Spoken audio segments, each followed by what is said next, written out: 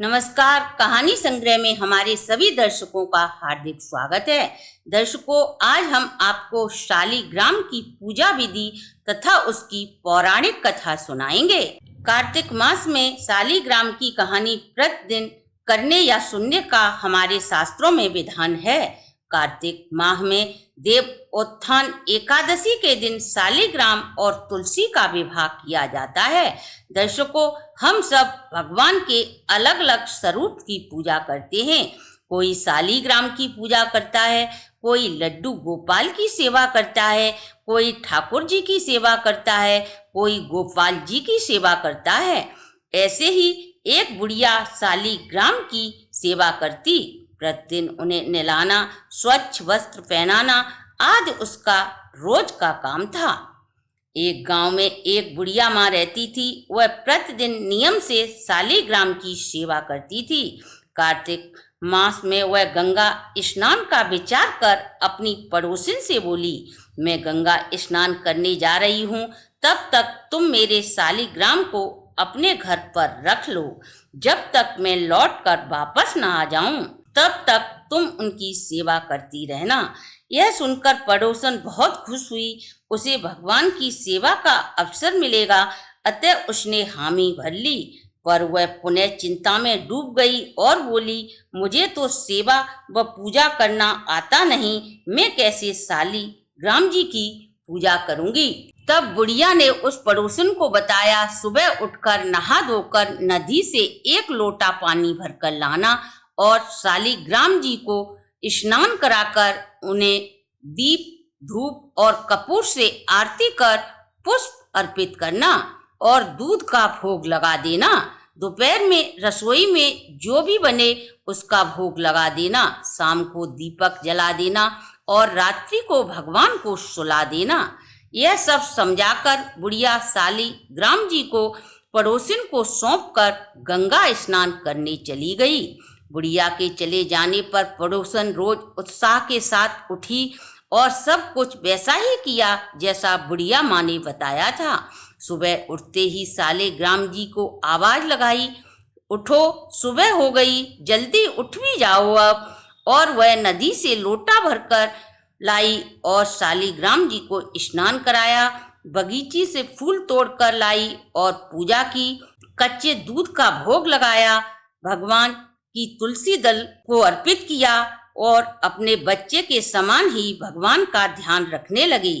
अब वह खाना बनाकर भगवान को भोग लगाती है और भोग लगाकर उसने देखा दूध तो जैसा भगवान को दिया था वैसा ही रखा है। उसने सोचा शायद भगवान भोजन के साथ ही दूध ग्रहण करेंगे।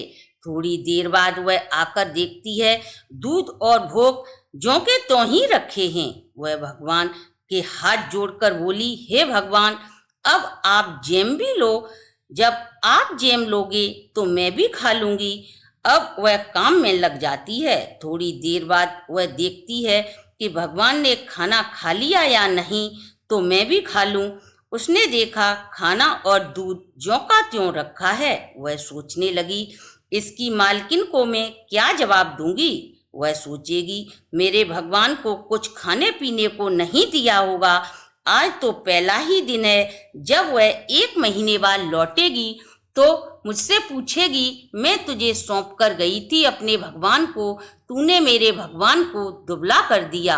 मैं उसे क्या जवाब दूंगी। यह सब सोचकर वह भी भूखी बैठ गई और भगवान से बार बार भोजन करने का आग्रह करने लगी। शाम कब बीत गई पता ही नहीं चला। अब तो भगवान सोचने लगे, अब तो मुझे खाना खाना ही पड़ेगा। यदि मैं नहीं खाऊंगा तो ये भी भूखी बैठी रहेगी और इसकी हत्या का पाप मुझे लग जाएगा। अब तो प्रभु छोटा सा मोर मुकुट लगाकर पीतांबर पहनकर एक पट्टे पर बैठ गए।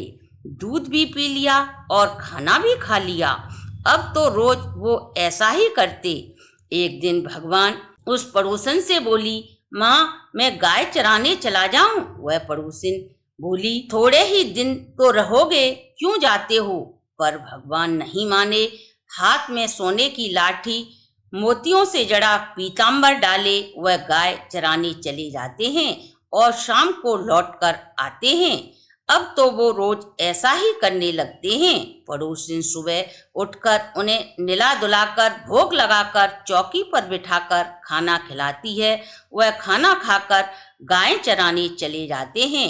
शाम को वह वापस लौटते हैं। इस तरह 1 महीना कब बीत गया पता ही नहीं चलता और वह बुढ़िया भी गंगा स्नान करके वापस लौट आती है और स्नान आदि करके सोचने लगती है मैं अपने सालीग्राम को ले आऊं। और वह पड़ोसन के घर आ जाती है और पड़ोसन से अपने सालीग्राम को वापस मांगती है। तो पड़ोसन कहती है अभी तो सालीग्राम जी गायें चराने गए हैं, जब शाम को लौटेंगे तब तुम ले जाना। अब तो बुढ़िया सालीग्राम लेने के लिए जिद करने लगी और दोनों के बीच झगड़ा हो जाता है। अब तो आस पड़ोस वाले लोग इकट्ठे हो जाते हैं। पड़ोसन बोली इस बुढ़िया माँ को समझाओ, जैसे इसने 1 महीना निकाला वैसे ही शाम तक और सब्र कर ले। अब तो बुढ़िया माँ धरना देकर पड़ोसन के दरवाजे पर बैठ जाती है और बोली अब तो मैं अपने सालीग्राम को लेकर ही जाऊंगी। तूने उसे कहीं पर छुपा के रखा है, तू देती नहीं है। पड़ोसी भी उसे समझा बुझाकर हार गए। अब शाम हो जाती है और सालीग्राम जी गाय चराकर वापस लौटते हैं और गाय को उसी जगह बांधकर पड़ोसन के घर के मंदिर में विराजमान हो जाते हैं। अब पड़ोसन बुढ़िया से कहती है अब यह वापस गाय चराकर लौट आए, अब तुम अपने सालीग्राम को ले जाओ। पड़ोसिन की बात को सुनकर बुढ़िया बोली तू इतनी देर से मुझे झूठ कह रही थी, तूने ही इन्हें छुपा कर रखा था, अब कहाँ से आ गए? तेरा मन नहीं था इन्हें देने का। पड़ोसिन की समझ में सब कुछ आ गया था। वह भगवान जी से हाथ जोड़कर बोली प्रभु बुढ़िया को भी वही रूप दिखाओ जिसके दर्शन आप मुझे रोज देते थे, नहीं तो ये हमेशा मुझ पर अविश्वास करती रहेगी। पड़ोसिन की बात मानकर भगवान ने मोर मुकुट धारण किया, पीतांबर डाला और सोने की लाठी हाथ में ली और बुढ़िया माँ को भी दर्शन दिए। भगवान का यह रूप देखकर बुढ़िया बहुत चौंकी रह गई और कांपने लगती है। उसकी आंखों से झरझर आंसू बहने लगते हैं। बुढ़िया अब तो भगवान और पड़ोसन दोनों के पैर पकड़ लेती है। मैंने इतने दिन तक इन भगवान की सेवा की, परंतु मुझे तो कभी भगवान ने दर्शन नहीं दिए। तूने 1 महीने में ही भगवान के दर्शन कर लिए, क्योंकि मैंने मूर्ति मानकर इनकी सेवा की थी और तूने निर्मल मन से भगवान की सच्ची सेवा की, इसलिए तुझे भगवान ने दर्शन दिए। हे प्रभु, जैसे मुझे दर्शन दिए वैसे ही सबको देना। कहानी कहने और सुनने वाले सभी की मनोकामना पूर्ण करना।